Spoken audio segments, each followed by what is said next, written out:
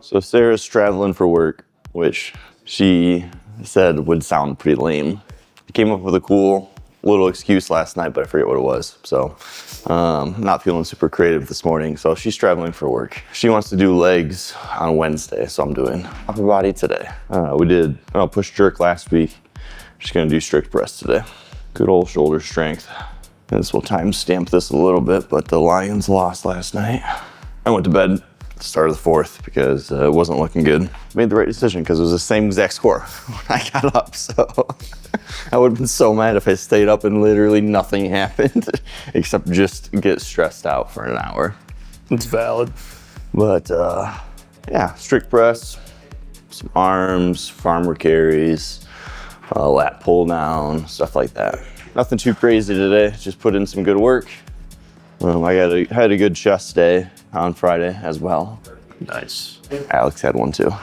I'm on the mic today. Yeah, somebody's got to fill that second mic. Hennessy said no, so. That's okay. Contract's too expensive for us. Yeah, can't afford that. We already get her the nice kibble. Yeah. Mic her up, she's gonna want like farmer's dog or something like that. Yeah, her rider's crazy. Where is she? Do you see her? Yeah, she's behind you. Oh, okay. There she is. The diva.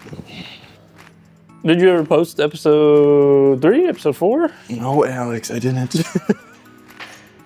I wrote it on my list to do today, though. Okay. That's something. Yeah. I'm realizing that I just have too many sources of things for me to look at. So my new goal is to get up at 6 in the morning every day, just to look at my to-do list, and then I prioritize it.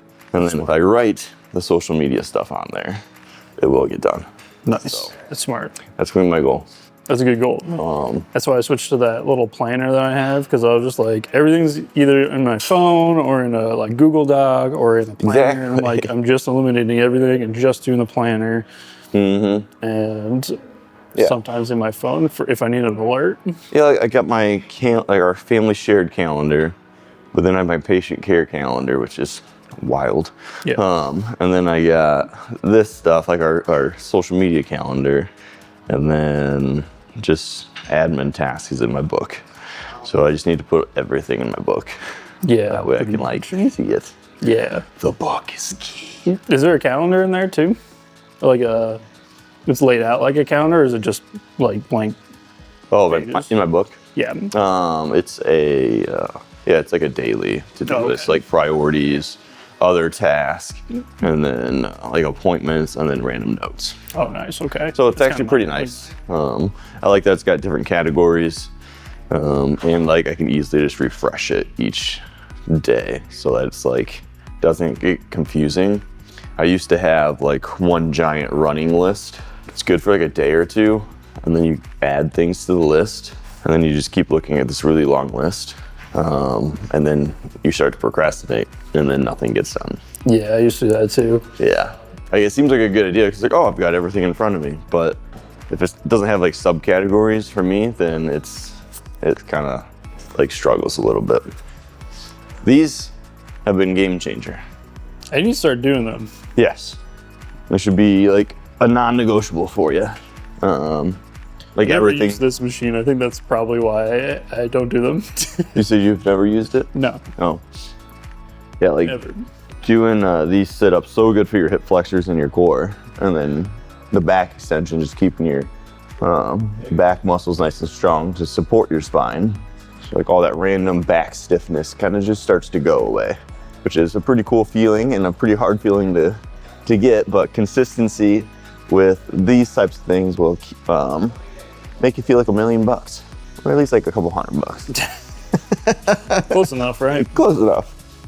And you don't need to do the CrossFit floor touch, but even just here is plenty. You get a little extension. The tightness on the front of the hip you get after sitting really will go away if you keep your psoas nice and strong, and you really do exercises like this one. Hits the tendon at that insertion point pretty hard, so that it stays strong and less inflamed from being sitting down and having it in the shortened position. So just consistency is key. We sit every day, So if you don't strengthen it at least a couple times a week, it's probably gonna be outdone by the amount of sitting you're doing. So it's just like, oh man, I did my exercises once or twice this month. Why isn't my hip flexor better? Or why isn't my back better? Because you did all of the aggravating factors 8 hours a day for the past month, but you did your exercises for 40 minutes total. That's not gonna work. You know, that kind of oversimplifies it, but there is a lot to it. Time in the aggravating positions versus time performing the task to undo those aggravating positions. So cool to feel how easy that felt compared to a month ago. What? She's giving me the craziest look. She's like, is it my turn? The craziest look. It was light, okay? We'll make it heavy, Dad. Make it heavy. All right, time to go up in weight though. 2 weeks ago, I was 115 for 3x8. I had like 10 pounds, and then I get 6, I get 6. Actually, you know what? I'm gonna just add 5 pounds because when I know I'm not a strong presser, so if I have to go up just 5 pounds at a time, it's still going up. That's right. Every pound counts. Yep.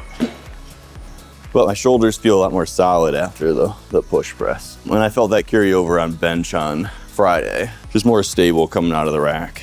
I did barbell bench. Yeah, I mean, it's been a long time, but I tore my pec last year. And then like, I kind of rehabbed it-ish. Honestly, I just like slowly progressed my bench over time. But like last year, I really didn't have a ton of time to like train and stuff. So once I rehabbed it, and this is so common for people, once I rehabbed it to where I was pain-free with, you know, most movements, including bench press up until, you know, like it would get a little sketchy around like 185, 195. And then I just never like started doing like dips or heavier decline or incline bench around my pec tear. So then like, just like never finished the rehab process. So I really just like reactivated that a couple of weeks ago as well. And I started kind of like doing dips and decline bench and more different fly variations. And now my pec feels like almost 100%. That's where I was the most confident that I felt at 205 since I tore it. Did easy 3 sets of 3 at 205, and that felt nice. 205 used to always be the numbers like, okay, today's gonna be a good day. And then you jump to 225 like a meathead, you know? Not no more.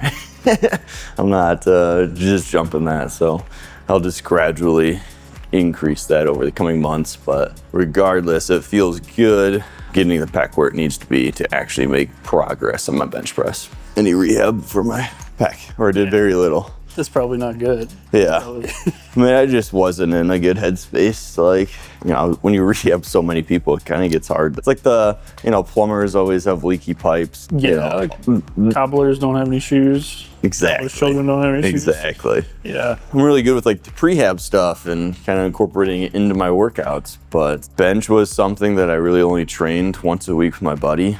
So like if we missed our once a week, then I probably missed my rehab for it too. Okay. So it's just so inconsistent. But we've been really consistent, so it's been nice being able to hit that. Turning over a new leaf with just more capacity. All right, let's see how heavy this is. Well, my intensity seems way down without Sarah here, I will say that. But we're on time, it's only 8:05. I feel like this takes the longest, and then everything else goes really quickly.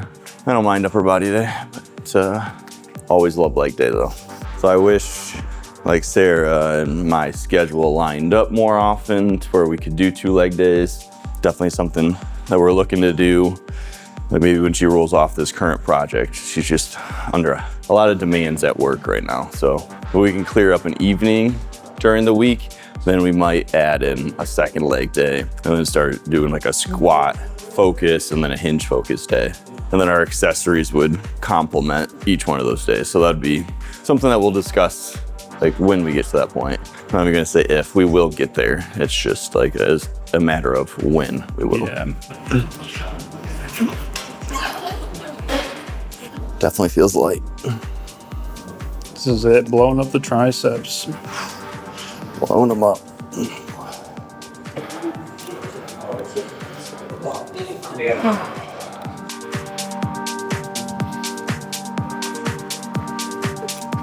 Oh.